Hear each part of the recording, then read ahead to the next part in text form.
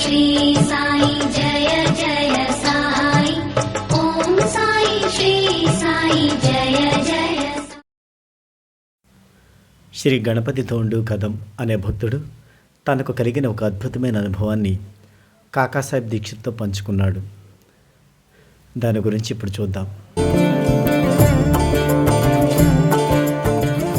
1914లో కదం అతని భార్య కలిసి బాబా దర్శనానికి షిరిడి బయలుదేరారు.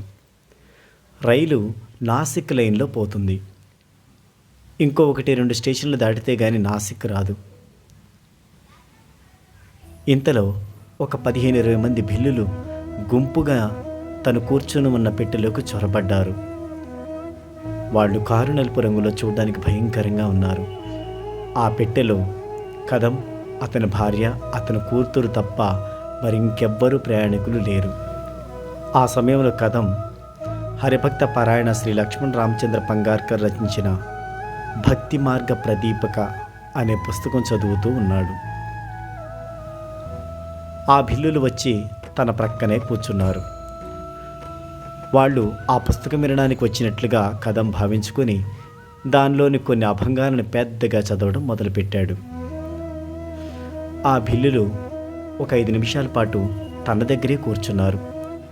తర్వాత ఉన్నట్టుండి లేచి రైలు వేగంగా పరిగెడుతుండగానే రైల్లోంచి దూకేశారు. కదం తలుపు దగ్గరికి వెళ్ళి చూస్తే వారందరూ క్రిందికి దూకి పరిగెత్తిపోతూ కనిపించారు. వెనక్కి తిరిగి చూసేసరికి తను కూర్చున్న రైలు పిట్టలోనే ఒక వృద్ధ పకీరు కూర్చొని ఉన్నాడు. ఆ పకీరు తను కూర్చునే పెట్టెలోకి ఎలా వచ్చాడా అని ఆశ్చర్యపోయి కదం చూస్తుండగానే తన కళ్ళ ముందే ఆ పకీరు అదృశ్యుడయ్యాడు. హఠాత్తుగా సంభవించిన ఆ అద్భుతానికి కదం సంభ్రమాచార్యకు లోనయ్యాడు. కొంతసేపటికి కానీ తాను తేరుకోలేకపోయాడు.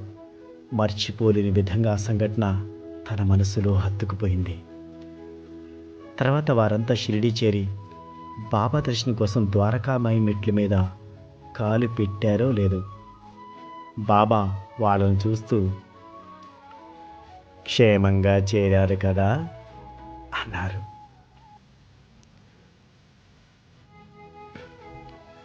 రైలులో తమ పెట్టెలోకి వచ్చిన భిల్లులు వాళ్ళని దోచుకోవడానికి వచ్చేనా అర్థమవుతూనే ఉంది. కానీ పకీరుని చూచేందుకు ఆ భిల్లులు విచిత్రంగా భయపడి పారిపోయారు. కానీ లేకుంటే వాళ్ళు కదం వాళ్ళని దోపిడీ చేసేవారే. ఈ మొత్తం సంఘటన మనసులో మెదిలి బాబా యొక్క భక్త రక్షణ పరతంత్రతకు కదం హృదయం భావోద్వేగంతో చలించిపోయింది.